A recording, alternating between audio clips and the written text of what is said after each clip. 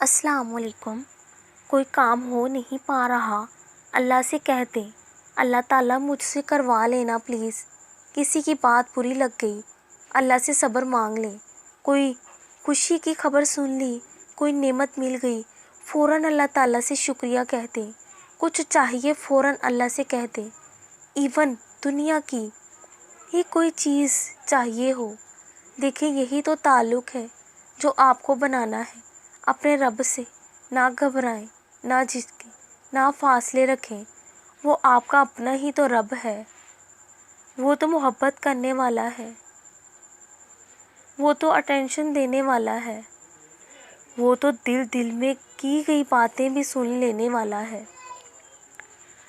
بہت دکھ کی بات ہے اگر آپ اپنا غصہ باہر کسی کے سامنے یا اپنے پسندیدہ انسان کے سامنے کنٹرول کر لیتے ہیں، مگر اپنے والدین کی بات برداشت نہیں کرتے، ان کو غصے میں بہت کچھ بول دیتے ہیں، تو پھر آپ اچھے نہیں ہیں۔ آج کے بعد کوشش کریں کہ جب غصہ آئے تو سوچیں کہ والدین کو اف تک نہ کہنے کا حکم ہے، تو آپ نے اپنے رب کی رضا کے لیے اپنے والدین کے سامنے اپنے غصے کو کنٹرول کرنا ہے، چاہے کچھ بھی ہو جائے۔